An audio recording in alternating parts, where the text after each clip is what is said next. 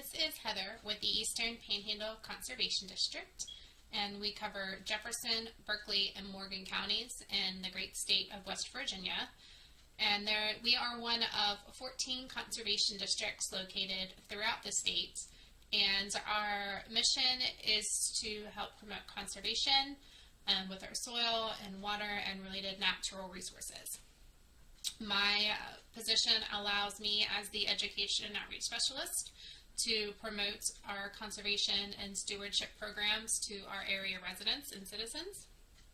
And today we are going to be talking about the Enviroscape, which is a great pollution model that shows how just little everyday pollution can affect our watershed on a much larger scale. So I hope you enjoy our Enviroscape. Here we have our Enviroscape model, and this is a watershed groundwater pollution model. So a watershed is simply an area where water drains. So for us here in the Eastern Panhandle of West Virginia, we are either part of the Potomac or Shenandoah drains watersheds, which then lead to the Chesapeake Bay. So all of our water will either, for kind of the northern parts of our three counties here, they go to the Potomac River, and then a small snippet in the lower southern part of Jefferson County will actually go to the Shenandoah River, which of course then ultimately drains to the Potomac River, which then goes to the Chesapeake Bay. So the Chesapeake Bay watershed covers 64,000 square miles, all the way from New York, of course, down to Virginia. Model, we are going to go over the types of just everyday pollution that occurs within our local community, no matter where you are, even within the United States. So this model is able to represent very well the different and diverse kind of operations that we have going on in this area. And it's going to be able to show just how everybody's little bits of contributions to pollution and how they magnify on a larger scale and then wind up affecting all of us. So to give a brief little tour of our model, over here in this corner we have a construction site. So there's a bulldozer there leveling out some ground for a new house. We have our subdivision right here. That's pretty tight quarters. Behind our subdivision right here where there's this little flag, there's a golf course. So we kind of label this kind of as a golf course community. So we'll see what's associated with that. Right below our golf course is our wastewater treatment facility. So you'll see the little treatment house there, and then there's two brown pools of water there in front. So those are the holding tanks for all of the wastewater. And that's just, whenever you flush your toilet, turn on the sink, that kind of thing, all of that water for that subdivision has to go somewhere because they're in too tight of quarters to have their own septic systems, which are underground, usually in larger acreage subdivisions. So all of that has to go somewhere, so it goes there. Over here, we have a mountain with just one lonely tree on it. It's a little bit different, luckily, in this part of West Virginia. We don't see too much of our mountainsides that are bare without trees. If you go to other parts of the state where mining operations or different types of forestry and logging operations are a little more heavy, you will see bare mountainsides. So over here, luckily, we are in a good position that we don't have those types of industries in this part of the state. So our mountains are pretty heavily forested. Next to that, we do have an abandoned warehouse. For our purposes, we're going to say that this warehouse made and manufactured household chemicals, went bankrupt. They decided to up and leave. They dug a trench straight out to the nearest stream that they had there. So we'll see what problems that might cause. Across the stream from the warehouse, we have an active dairy farm operation. So they do have pasture land that goes to this stream with dairy cows in it for their water access. And then they also do conventional plowing. So that means that they plow everything up whenever they go to plant something new, which serves its purposes in its own ways. But we'll see the problems that that causes, especially when you're plowing straight up. We're going to call this our Potomac River down here. So when you plow straight up to the riverbank, we're going to see the problems that that might cause.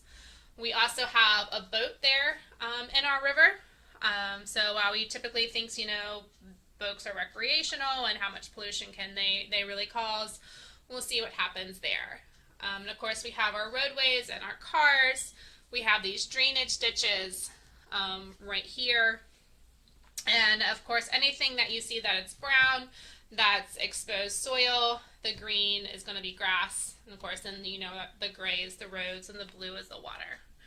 All right, so now that we've kind of gotten a little tour about our community, let's go ahead and get started. So here at the construction site, just like I said, this brown is all exposed soil. So I'm going to move our bulldozer out of the way, and I'm going to put some of this loose soil down here on our construction site. So of course we know that loose soil itself isn't always bad, but what happens when we get a big wind or a big rainstorm, and then of course that's going to create mud. So it's a little bit hard to see on this video camera, but I acted kind of that first initial burst of water, like the wind had come, and you can see how on the houses, now they are covered in all of that loose soil. So if you remember back in the 1930s when we had the Great Dust Bowl, that same similar situation occurred. We had all of these thousands and thousands of acres of exposed soil.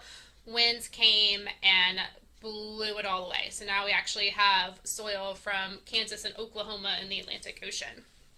So after the soil that gets blown away, we also create mud.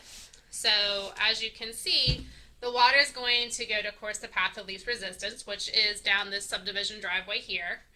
And the builders knew that, of course, you're always going to have runoff no matter when you add an impervious surface. And an impervious surface is something like these rooftops, even the cars, this driveway, so water can't get through. Okay, a pervious surface would mean the water would be able to get through. So like the grass, the water is going to be able to soak into the grass.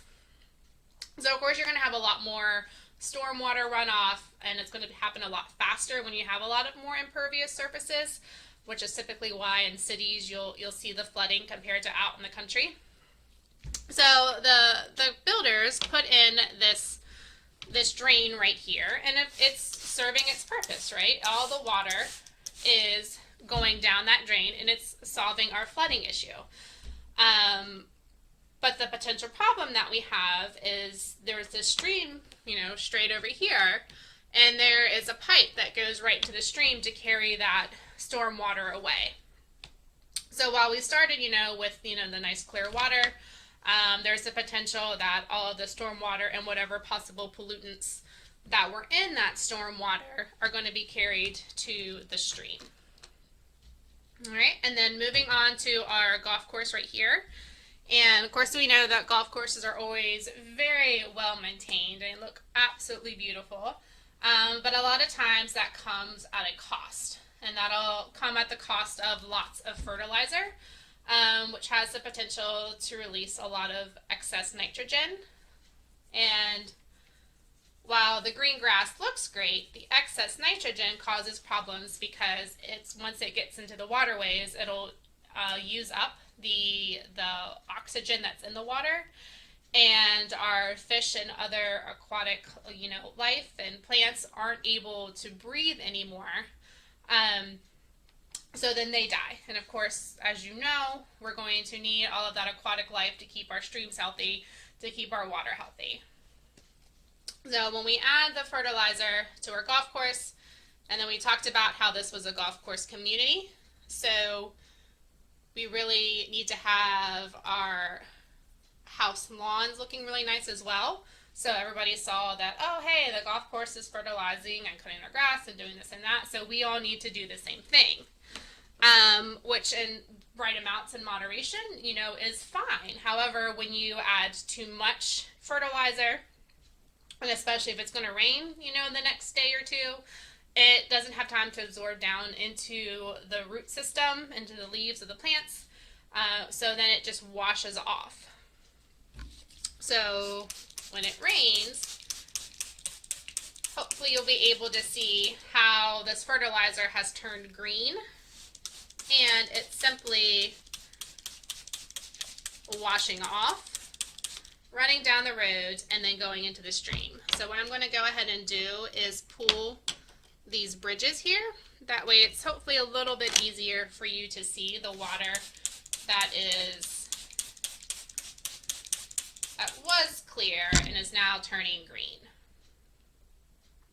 All right, I don't know if I can zoom in on a little bit.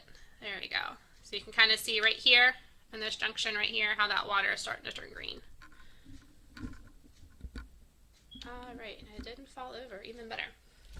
So sticking with our subdivision, let's talk a little bit about our pets. Now, we don't really think, that a cat or a dog can cause pollution, but if, say, all of these houses had 3 and 4 Great Danes, where that's a really, really big dog, practically the size of like a small pony. So imagine if everybody, had 3 or 4 Great Danes. So everybody lets their dogs out to go to the bathroom, but nobody ever cleans up after their pet. So, of course, when they're out doing their business, nobody ever cleans up after their pet. The fecal matter of, a dog, a human, an animal, whatever, has excess nutrients that our body did not process. So those excess nutrients are acting just the same as that fertilizer, where they are too much, they're not needed, and they are simply going to leach out. And even though we might not physically see piles of dog poop running down the road, all of those nutrients are going to be in that stormwater runoff and running down the road. So if you're out there playing, in big puddles and you live down here at the bottom, it's hard to tell what is in that water that you're actually playing in. So, moving over here to our mountain here. So again, we talked about all of that brown is that exposed soil. So we'll go ahead and add that here. So we're going to assume that this operation did a clear-cut method of logging, which, in and of itself is not necessarily a problem with proper management. However, the company just came in, cut, and left everything as it was. So they didn't do any soil remediation, they didn't shore up any stream banks, and they sure as heck didn't obviously plant any more trees after they came through. So we have this one little tree that was left for whatever reason. I guess thankfully we got one at least. So when the rains come, they are going to continue, especially since this mountain is such a steep grade, they're going to continue to just have all of this erosion with this soil. So you can see how these major gullies have been created over time. And the other problem, is that not only is it getting in our stream, it's also coming up here onto the golf course. And then, since this stormwater treatment facility, or this wastewater treatment facility, is located right at the base of the mountain, again, I don't know how well you can see this, but as the water's running down, it's actually overfilling these treatment ponds. So now we're actually getting human waste into our water system as well, because they're overflowing from the amount of water that is rushing into them, and they weren't designed to hold the runoff from this, huge mountain above it.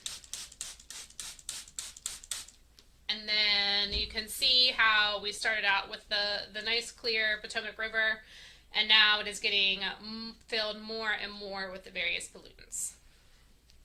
So over here at our abandoned warehouse, like I said, we had the household chemicals. So we're going to let this car go on his way.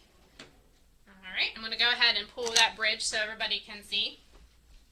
So in the wintertime, what happens when liquids are in pipes? they freeze, right? And then as the temperature warms up, they start thawing. Well, that's going to crack those pipes, and all of those chemicals are going to be able to get spilled out to the ground. And like liquids, they find the path of least resistance to go to wherever they want to go. So the company that had this facility knew that. They knew that stream was right here. For our purposes, we have this red dye that we're gonna use so you can see it. However, the chemicals that they used were clear.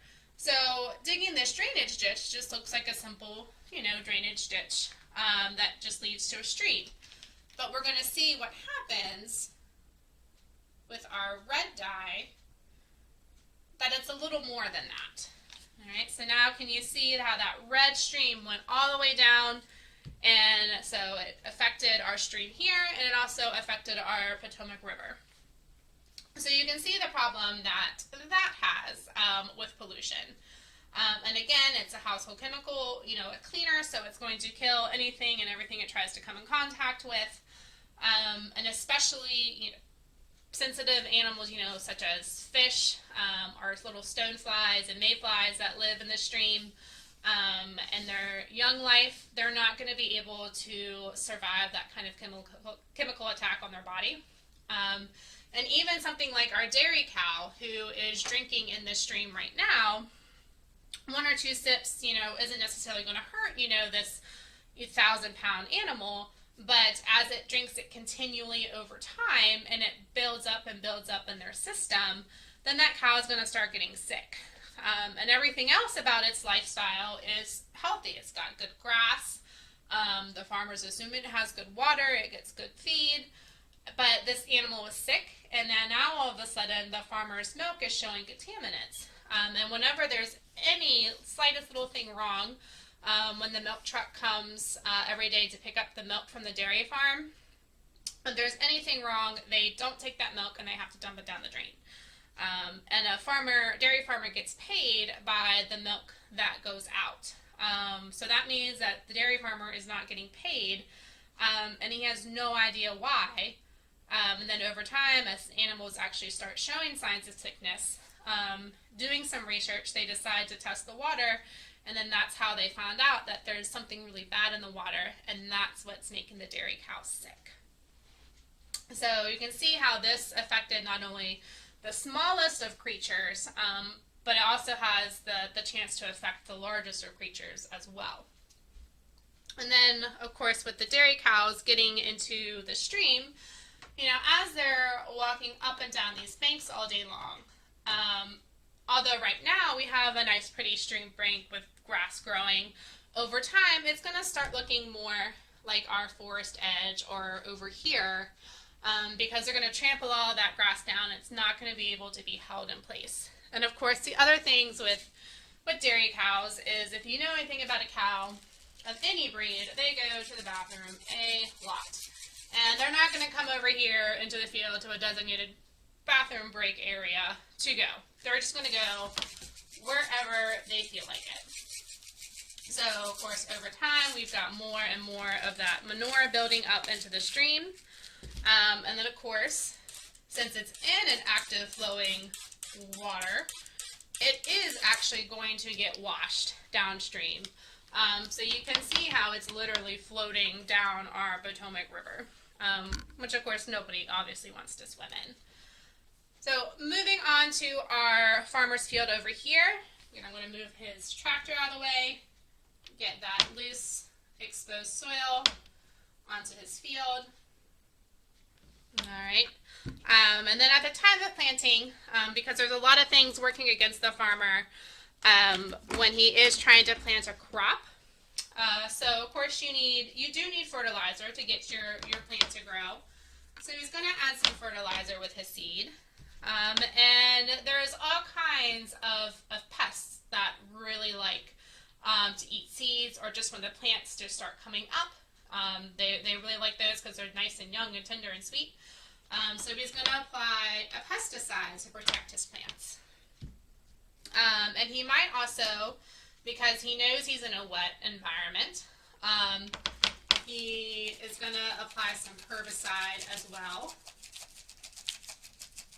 because he knows a lot of different things like to compete and come up without the crop that he's planting. So let's just say he's planting a corn crop.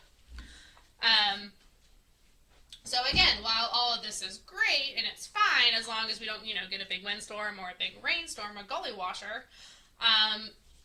like we are about to get, and you can see how pretty much nothing is staying in place. So it's all kind of running off, again, wherever it can go. And then literally everything gets washed into the river. So his seed and all the money that he spent on the different chemicals to help trying to protect his crop and to make it grow has literally washed away, because there's no roots, there's no buffer, there's no anything to hold anything back to stop it from going into the river. So as you can see, if I move our boat out of the way, it's definitely not that clear water that we started out with. This is an example of what we started with, and then you can kind of see where we are at now. So moving on to our boat, and they've got an engine just like our cars, so we'll talk a little bit about our cars as well. So anytime you have an oil leak or a gas leak, that is just every time no matter where you go, it's just going to follow you. So if we all have oil and gas leaks, not only are we literally wasting our money, it's also not good for the environment. Okay, I know you guys have all seen the pictures, of, the penguins or the ducks, covered in oil from oil spills and things like that. It's true. It's real life. Even on a small enough scale, such as, leaks from your vehicles or leaks from your boat, it affects the smallest of creatures that we, don't even think about. And then in the wintertime, of course, to make sure that we all get to school and get to work, they apply different types of chemicals to de-ice the roads, and make sure that we get to where we're going safely. And again, in moderation, obviously those things are good, right? But when you start creating all of these different chemicals, a lot of the times they can react. So you can see it's kind of fizzing here. And then, if it does rain, if it does snow, they don't just stay on the roads, right? They're going to wash off to the sides of the roads and ultimately into our streams. And you can even hopefully see that down in here and over in here, those chemical reactions are just bubbling and gurgling like crazy. Another pollution problem that a lot of the times we don't always think about is litter. All right, so when, you might not think too much about when you throw, that piece of gum out the window or that napkin or that fast food bag out the window, but if everybody does it, then it really becomes a problem.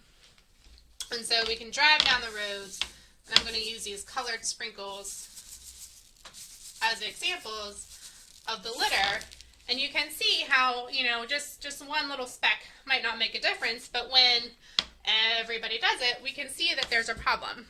And it's not just, paper products that people are throwing out, it's cigarette butts, it's, tires, it's toxic, used old fridges, things that have chemicals in them that are pollutants that can hurt our environment. So then you can see here how when all of these things are, mixed in over time, they leach out. We have this like dark black and purple color here, and you can see how that changes. Another problem that we have is over time, especially the bigger, bulkier items, you see people throwing out mattresses all the time. If they get into a junction like this, how we kind of have this little Y junction here, that's going to create a blockage, okay? So then we're going to have flooding because the water isn't able to go where it's naturally supposed to be able to go. So litter has a huge ripple effect, much more than we ever think about, just throwing out, a bag that we don't want, all right?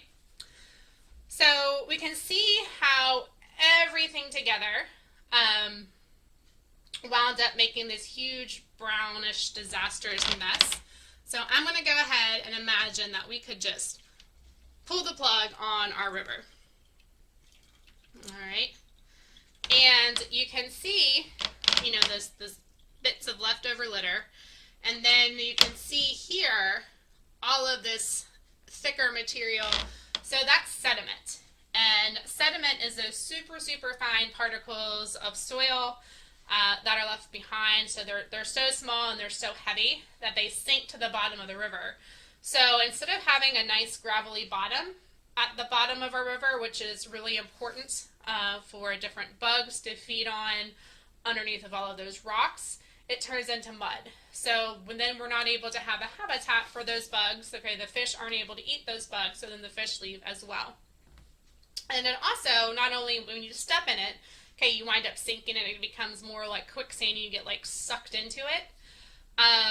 It's going to eventually get higher and higher and higher over time, which is going to change the height and the depth, natural depth of the river itself. And I'm going to try to reach over, hopefully, and pull this out. So you can see in a container what it looks like. It's frothy, there's stuff floating, we don't even know what it is. When we started with water like this. Alright, so that's the difference. That's the everyday pollution that we have that affects on the greater scale. Alright, so now let's talk about ways that we could possibly clean up our model here. What are some things that we can do to get it back to this nice clean water that we started with? So let's start at the farmer's field there. This area right here would have been considered a natural wetland, and a wetland is super simple, easy definition. It's just an area of land that's wet, okay?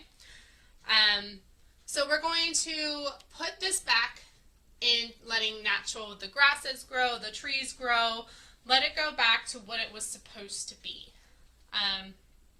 You're probably not getting a whole lot of revenue and growth there anyway, because it's always wet and it's probably always getting flooded out in the first place.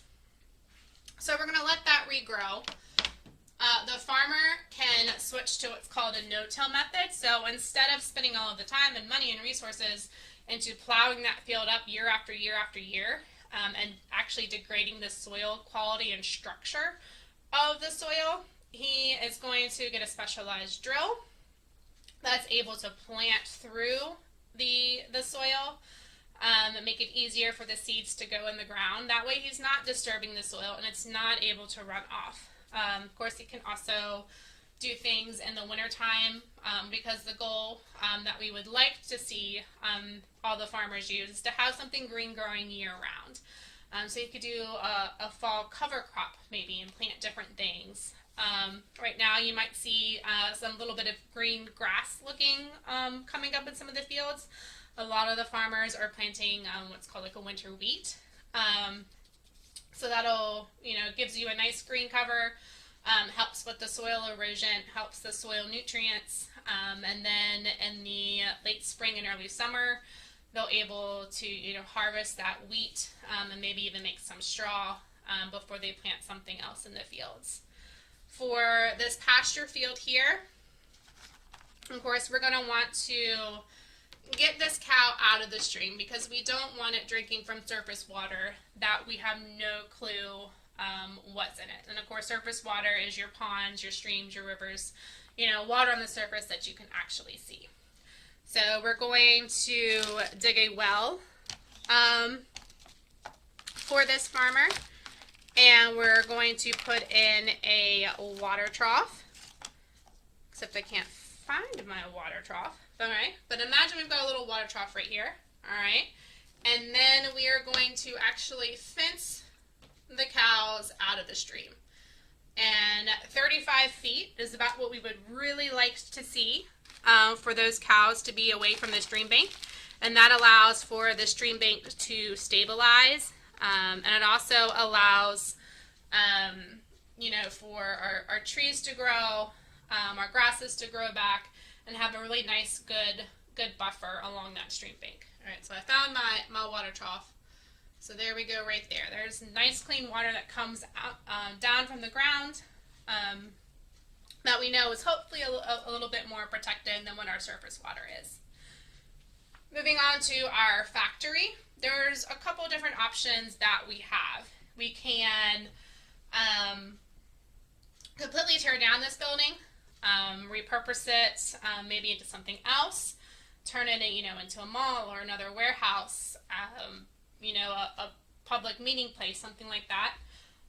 Say we wanted to tear down the factory, but we say maybe the parking lot was in good shape. We can turn it into a skate park, turn it into a community garden area. There's tons of different ideas that we can do to repurpose this whole entire area. For our mountain, of course, the ultimate goal is, of course, the age-old saying, which still applies to this day. You cut down a tree, you plant another tree. So my trees don't stay very well on my mountain, so I'm gonna lay our trees down on this mountain. Okay, but imagine that we have completely reforested this mountain back into trees, and of course our native species of trees are the best option to plant in this area because that's what's going to grow the best. And the other thing that we're going to do is, just like how we talked about with the cattle fence there with the buffers, we're going to add buffers to the stream bank. And buffers are just simply, picking grasses and shrubs and trees that are going to help stabilize the soil. And what I mean by stabilizing the soil is to kind of shore it up, that it's not going to be able to wash away. So those different roots that are going to be growing, and then the grass that's going to be growing is going to help protect the soil so it's not going to be able to wash away. And the cool thing about trees, and we talked about how this one lonely tree was left, you can see how there's actually grass growing where this tree was. So a lot of us think that tree roots grow down, and actually tree roots wind up growing out a lot more than they grow down. So if you've ever seen a tree that's been blown over by the wind, you can see how it takes up an area like 5 and 6 times the size of what the tree trunk is, because those roots are actually what was holding that tree in place. So it's kind of like if you practice standing and you stand real wide, you're really stable. But if you put your feet together and somebody comes and pushes you over, you're going to fall over because you're not as stable. So those tree roots do a really good job of interlacing and interlocking into place and holding the soil together, which is able to then hold the grass together. So again, more trees.